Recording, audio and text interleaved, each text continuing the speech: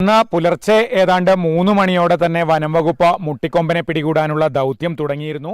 Doctor Arun സക്കറിയുടെ നേതൃത്വത്തിലുള്ള മയക്കുവെടി സംഘം, അതുപോലെ വൈൽഡ് ലൈഫ് വാർഡൻ വരുൺ ഡാലിയുടെ നേതൃത്വത്തിലുള്ള ഉദ്യോഗസ്ഥരുമൊക്കെ വലിയൊരു സംഘം തന്നെ കാട് കയറിയിരുന്നു. ആനയെ ലൊക്കേറ്റ് ചെയ്യുക എന്നതായിരുന്നു പ്രാഥമിക ദൗത്യം. അതിൽ വിജയിക്കുകയും ചെയ്തു. പക്ഷേ ആന വളരെ വേഗത്തിൽ മൂവ് ചെയ്യുന്നു എന്നുള്ളതാണ് ഈ ദൗത്യ സംഘത്തിൽ നിന്ന് നമുക്ക് ലഭിച്ച വിവരം. അതുകൊണ്ട് തന്നെ മയക്കുവെടി വെക്കാനുള്ള ഒരു ശ്രമം നടത്തിയെങ്കിലും അത് വിജയിച്ചില്ല.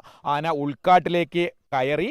അതുകൊണ്ട് തന്നെ ഇന്ന് പ്രത്യേകിച്ച് കടുത്ത ചൂടാണ്. അതുകൊണ്ട് 8 മണിക്ക് ശേഷം ഈ ദൗത്യം മുന്നോട്ട് കൊണ്ടുപോകാൻ കഴിയില്ല. അതുകൊണ്ട് ഇന്ന് രാവിലത്തെ ദൗത്യം അവസാനിപ്പിച്ചു. നാളെ രാവിലെ വീണ്ടും ദൗത്യം തുടരും എന്നാണ് വനംവകുപ്പ് പറയുന്നത്. ഞങ്ങളിപ്പോഴുള്ളത് ഈ താത്തൂർ എന്ന ഫോറസ്റ്റ് ക്യാമ്പിലാണ്.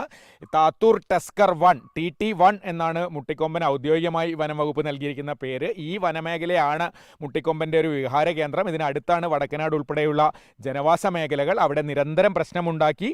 ഏതാനും ദിവസങ്ങൾക്ക് മുൻപ് ഒരാളെ കൃഷിയിടത്തിൽ വെച്ച് ആക്രമിച്ച് കൊലപ്പെടുത്തുകയും ചെയ്തു. അതോടെയാണ് ഈ ആനയെ മയക്കുവെടി വെച്ച് പിടികൂടാൻ ചീഫ് വൈൽഡ് ലൈഫ് വാർഡൻ ഉത്തരവിട്ടത്. കുറേ ദിവസമായി വനംവകുപ്പ് അതിനുള്ള ഒരുക്കങ്ങളിലായിരുന്നു. മുത്തങ്ങയിൽ ആനയെ കൊണ്ടുപോയി തളയ്ക്കാനുള്ള കൂട് റെഡിയാകാനുള്ള താമസമായിരുന്നു. അതടക്കം റെഡിയായി 5 കുങ്കിയാനകളെ ഈ പ്രദേശത്ത് എത്തിച്ചിട്ടുണ്ട്.